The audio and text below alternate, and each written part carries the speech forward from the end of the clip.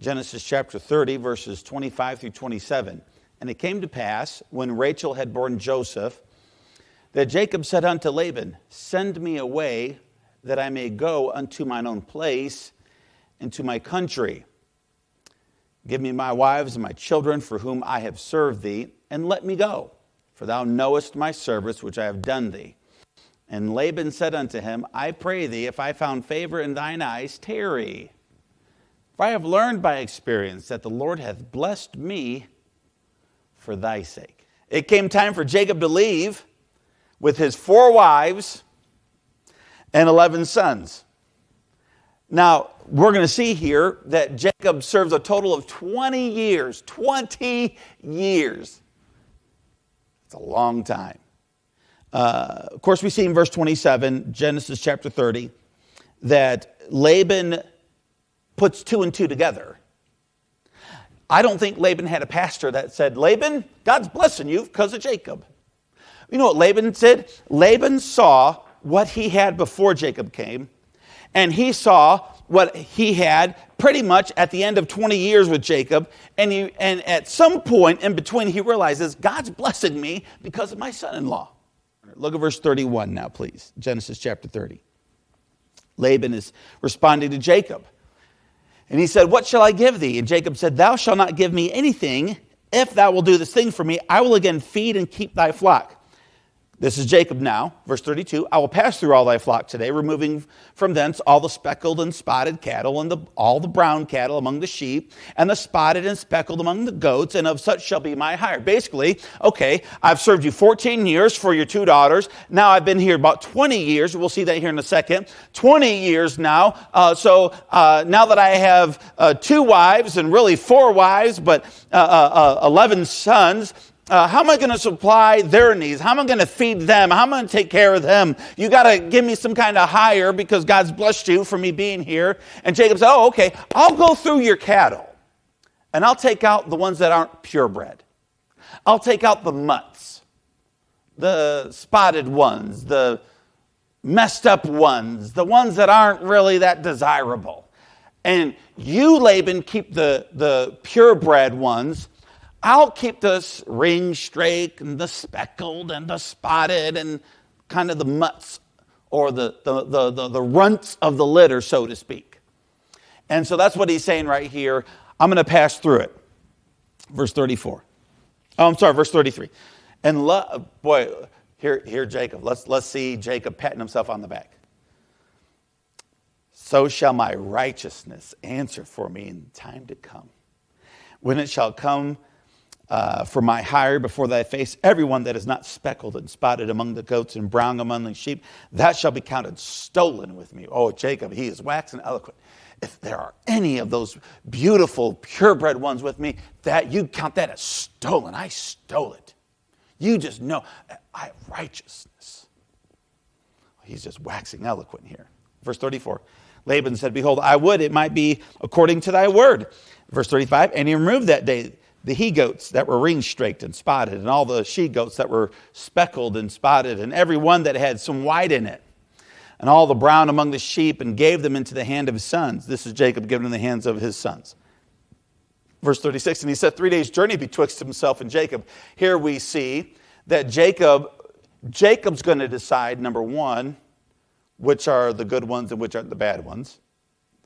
And I want to show you, I'm going to point out, the fact that even though Jacob, I know he was a shepherd then and so on and so forth, but I want to show you how he is still in the pattern of controlling or trying to control the situation.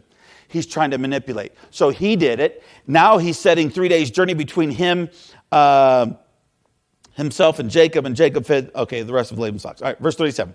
Jacob took him rods of green poplar, and of the hazel and chestnut tree, and pilled white strakes in them, and made the white appear, which was in the rods, and set the rods which he had pilled before the flocks in the gutters, in the watering troughs, when the flocks came to drink, that they should conceive when they came to drink.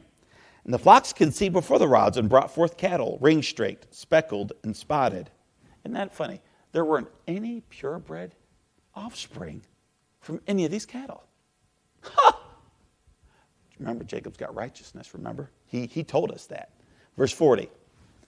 And Jacob did separate the lambs and set the faces of the flocks toward the ring straight, and all the brown in the flock of Laban. And he put his own flocks by themselves and put them not unto Laban's cattle. And it came to pass, whensoever the stronger cattle did conceive, that Jacob laid the rods before the eyes of the cattle in the gutters, that they might conceive among the rods. But when the cattle were feeble, he put them not in. So the feebler were, whose was that? Was that next word? Oh, manipulation. And the stronger were whose? There's a danger when you're a slow learner. Verse 34. The man increased exceedingly and had much cattle and maidservants and menservants and camels and asses. Don't miss this, how Jacob is still manipulating. He's trying to do things his way. Now, I had you turn to 2 Peter chapter 2. I apologize for not reading that verse. Let's read verse 9. I want to encourage you here, if you ever find yourself on the wrong end of manipulation, of course, hopefully you're never manipulating, but if someone is manipulating and affecting you or hurting you, verse 9, the Lord knoweth how to deliver the godly out of temptations and to reserve the unjust until the day of judgment to be punished. Let me say this right here. There's a warning. God knows how to help those who've been hurt, but hold on. God reserves those who manipulate for the day of judgment. We're going to find out here, and it's not in this chapter, not even in chapter 31, but we're going to see here manipulation comes back. It'll come back to you. Chapter 31, verse 1. And he heard the words of Laban's son, saying, Jacob hath taken away all that was our father's, and of that which was our father's hath he gotten all this glory. And Jacob beheld the countenance of Laban, and behold, it was not toward him as before. And the Lord said unto Jacob, return unto the land of thy fathers, and to thy kindred, and I will be with thee. So verse 3 we see, we're going to see here in a minute, but I want to point out verse 3, the only thing that God said to Jacob recorded in verse 3. All right? Verse 4, Jacob sent and called Rachel and Leah to the field unto his flock, and he said unto them, I see your father's countenance, that it is not toward me as before, but the God of my father hath been with me. So now Jacob is going to continue his manipulation thing, and he's going to start working on his wives now. Okay? Verse 6, and ye know that with all my power I have served your father, and your father hath deceived me. Isn't it amazing how when Jacob and Rebekah manipulated Isaac, God sent Jacob to help Jacob learn his lesson.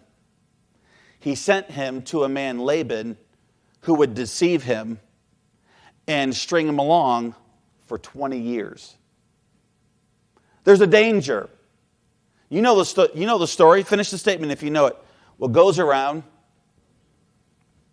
and like last week or the 2 weeks ago, chickens come home to roost. And be careful, be not deceived, God is not mocked. Whatsoever of man soweth, you sow manipulation, guess what's going to come back? It's better for you for someone else to manipulate you, and you go to God and you cry to God and you ask God to take care of it.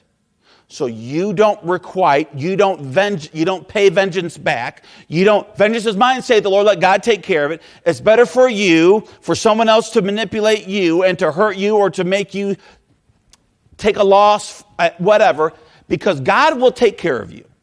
We saw in 2 Peter chapter 2, verse 9. And while he's taking care of you, he will reserve those people unto the day of judgment. Because when you try to take matters into your own hands, I say you, I'm talking generally here. When we take matters into our own hands, we are allowing that other person to pull us down to their level. You ever notice how some great teams, when they play horrible teams, their level of play sinks?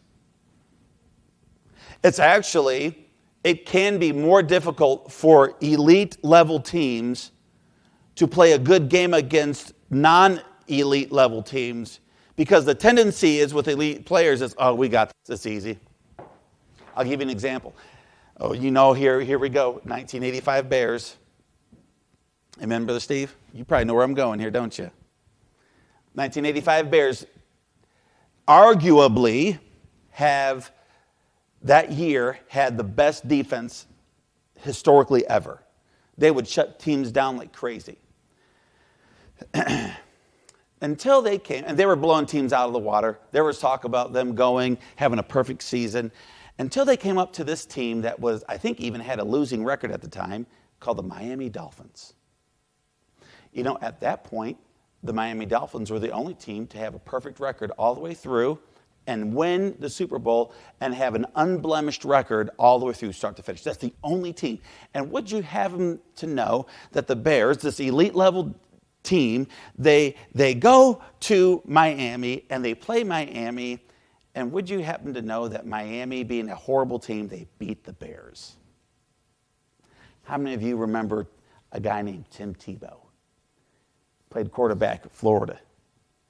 And I don't know, was it Mississippi State they played? They played some team that they should have blown out of the water, and they lost.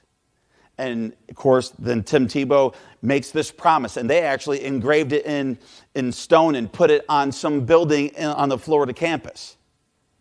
And my whole point is, the tendency is when you get around others for them to pull you down. And good coaching, good preparation will help us to help elite teams to stay at an elite level. The Bears lost. It was embarrassing. No pun intended. Embarrassing when they lost to the Miami Dolphins. But many of those players said that game right there gave us a gut check. And from that point on, we gave our all to every team, and they just blew through everyone. And the rest is history. But this best team, it was getting to their head. And they even made the Super Bowl shuffle even before they went to the Super Bowl.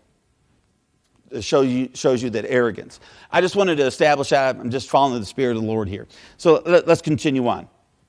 So Jacob now is in still in the mode of manipulation, talking to his wives, and know what he's saying. Verse 6, you know that with all my power I've served your father. Verse 7, your father have deceived me and changed my wages 10 times.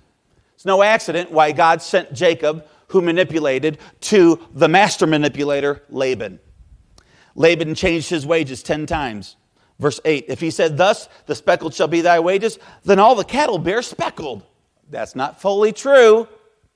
We see, and again, I'm not a farmer. I don't know all the things, but we know from when he was setting the rods and the poplar and all that, there's some manipulation going on there. And Jacob, being a shepherd and knowing how to do certain things, he knew, especially back then, certain things would help and certain things would not help. He's manipulating the outcomes here. So he's telling his wives, it just happened that when we agreed that all the speckled will be my hire, that all of them were speckled. Shazam! I don't know what happened. In the words of Gomer Pyle, of course, that was a bad interpretation of Gomer Pyle there, or bad impersonation. Verse 9, then God hath taken away all the cattle of your father and given them to me. Thus God hath taken away all the cattle of your father and given them to me. Jacob is trying to manipulate by not telling the truth. Verse 10, and it came to pass at the time that the cattle conceived that I lifted up mine eye and saw in a dream. Behold, the rams which leaped upon the cattle were ring-streaked, speckled, and grizzled. It was even in my dreams. That sounds like a manipulation. Verse 11. Here we go. Here's another one. And the angel of God spake unto me in a dream, saying, Jacob. And I said, here am I. Verse 12. And he said, lift up now thine eyes and see, all the rams which leap upon the cattle are ring-streaked, speckled, and grizzled. For I have seen all that Laban doeth unto thee. Well, that's a direct lie, because we know in the previous chapter that Jacob manipulated who went to the water troughs, who had the rods put before their eyes, who had the pilled things put before them. Jacob put the stronger ones in, kept the feebler ones out. That wasn't God, that was Jacob. And he's lying. Verse 13, of course, he's saying that God's talking to him in a dream. And God is continuing. Jacob is saying in verse 13, I am the God of Bethel, where thou anointest the pillar, and where thou vowest to vow unto me. Now arise, get thee out from this land, and return unto the land of thy kindred. Notice how in verse 3 I said, notice what God said to Jacob. Verse 3 is the only message and statement from God recorded to Jacob. But yet Jacob is now saying, God spoke to me in a dream. Lie.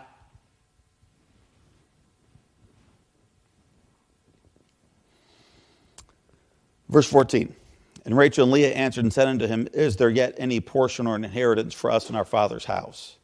Notice how they didn't get mad at their dad because what he did to Jacob. Now it's all about them. They're reasoning in their own way. Verse 15, are we not counted of him strangers? For he hath sold us and hath quite devoured also our money. For all the riches which God hath taken from our father, that is ours and our children's. Now then, whatsoever God hath said unto thee, do. So Rachel and Leah had their own reasons. Notice here how Laban manipulated Jacob for 20 years, changed his wages 10 times. Don't miss this. Laban destroyed the trust that his own children had in him. Rachel and Leah are saying in verses 14 through 16, we can't even trust our own dad. They know, they saw how their dad manipulated. And I want to say this. There are others watching us, adults, parents and grandparents, aunts and uncles. You might think you're getting away with stuff, but people are watching. They hear the things that you say. They see the things we do. We might think we're getting away with it, but I tell you, if Laban operated differently, he would still have the trust of his own children. There's more. I've got to hurry. I've got 3 minutes. Verse 17, then Jacob rose up and his sons and his wives upon camels, and he carried them all away. Of course, Rachel stole the images. Verse 19, Jacob stole away unawares to Laban the Syrian, and that he told him not that he fled. Jump down to verse 38. Then so Jacob is arguing with Laban, and Jacob is saying to Laban here in verse 38, this 20 years have I been with thee. Thy ewes and thy she-goats have not cast their young, and the rams of thy flock have I not eaten. So we see that another manipulation. Of course, I've already mentioned it, but this is the scripture for it. Verse 38, 20 years Jacob was with Laban. Verse 39, that which was torn of beasts I brought not unto thee. I bear the loss of it. There's another manipulation by Laban. Of my hand did thou require it. Verse 40, thus I was in the day that the drought consumed me and the frost by night, and my sleep departed from mine eyes. Jacob's talking about the difficulty he had working for his father-in-law. There's another kind of manipulation. Verse 41, thus have I been 20 years in thy house. I served thee 14 years for thy 2 daughters. You know, Jacob came originally just for Rachel, remember, and 6 years for thy cattle. Thou hast changed my wages 10 times. Let me point this out about Laban. Past this story, and maybe if I'm wrong, tell me. Not right now, later. If I'm wrong, tell me. But we don't hear any more about Laban after this encounter where he and Jacob, they make friends again and they depart. We don't see Laban anymore. And what we see here, though, is the result of Laban manipulating, and Laban lost. His son-in-law couldn't wait to get away from him. His 2 daughters lost trust in him. You want to hurt your parents? Here's a good formula right here. And I don't wish that on Laban. I'm just saying that sometimes it seems like people are getting away with something. They're getting away with this manipulation. I'll hold on. Vengeance is mine, I will repay, saith the Lord. Let God deal with the idiots and the jerks. Don't you let them pull you down to their level. It ain't right. And it wasn't right. It wasn't right what Laban did to Jacob.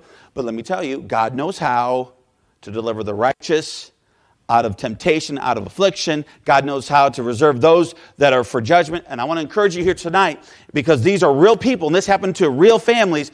Here, Abraham and Isaac and Jacob, they are slowly learning their lesson. Not because of academics, not because of intelligence, but because of stubbornness, because of pride. Dear friend, let's all learn from their mistake. let's make sure that even when our heart is tempted to do what Jacob did or to do what Laban did, let's make sure that we lead our heart. The Bible says to guide thine heart in the way, rather than falling prey to the deception of our heart and following our heart, because we know that the heart is deceitful above all things and desperately wicked. Who can know it? And if God says that our heart is desperately wicked, we should not trust our heart. Because in low points in our life, and we've all been there, I've been there too, in low points of our life, our hearts will tempt us to do things that we know are not right to do. You should tell them this. You should do that. Oh, yeah? Well, watch this. Well, hold on. Whoa. Well, hold on. We're going to do right. We're going to do right. And that should be our decision. That should be our mindset. We're going to let God work this out, and we're going to do right.